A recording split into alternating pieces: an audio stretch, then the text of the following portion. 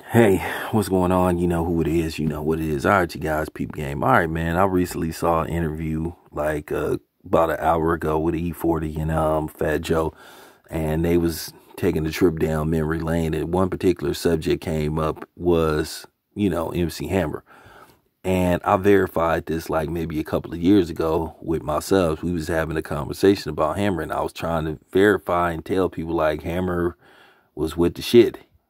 Don't let the smooth taste fool you, with the elaborate, outfits and the dancing and all that kind of stuff.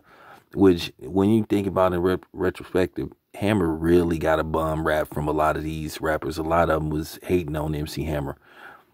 And at the end of the day, it was just a lot of jealousy. Because I remember Ice-T talked about it on his OG original Gangsta album when he was doing the shout out track.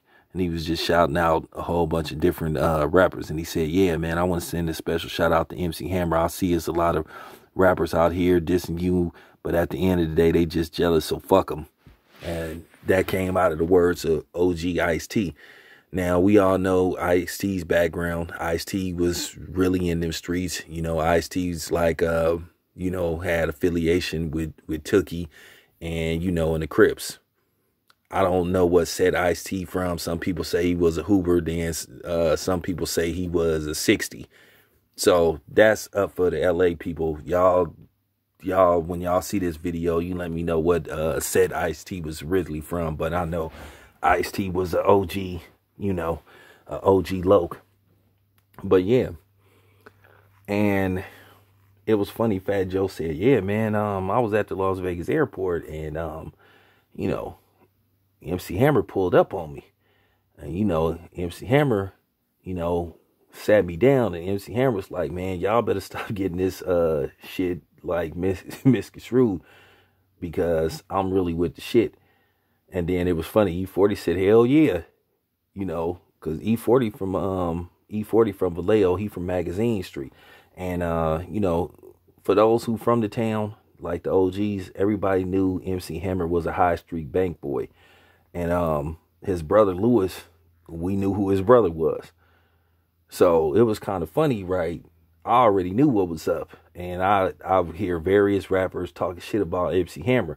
So I was like, okay, they gonna find out the hard way. And keep in mind, even though MC Hammer, unfortunately he went, he went bankrupt trying to help a lot of people. He was helping brothers that like got out the pen and giving them jobs and shit.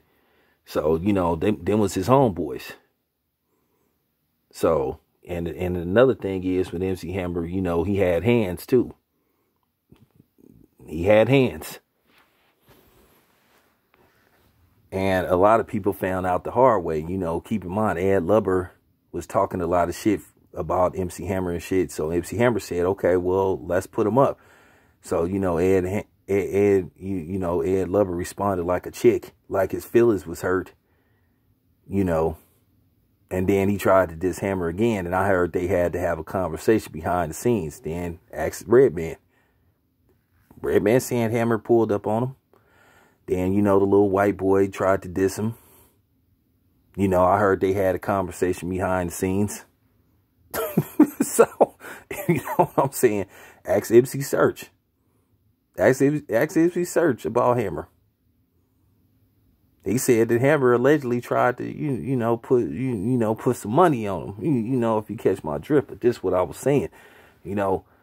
Sometimes the people that you think ain't with the shit be with the shit.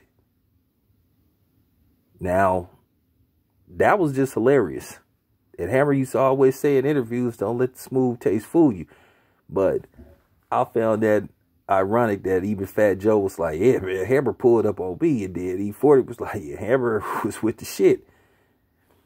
Like I told you, like if you a real town dude, you kind of already knew. Like I said, people behind the scenes knew what was up with Hammer though. Because the streets talk. Oakland ain't that big of a city, man. So word travels fast.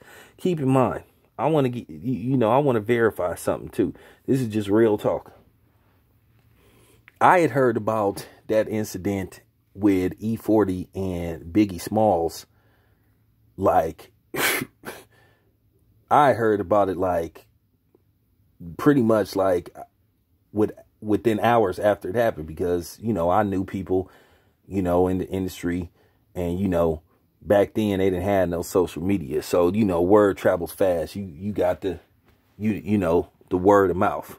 You know how this dude tell this dude, he jump on the horn and all that stuff. So, you know, just word travel fast. And keep in mind, we was like in the beginning stages of, like, you know, the cell phone era, where people was using, you know, using cell phones on a regular basis, you know, as the beeper thing was starting to play out, though, you know.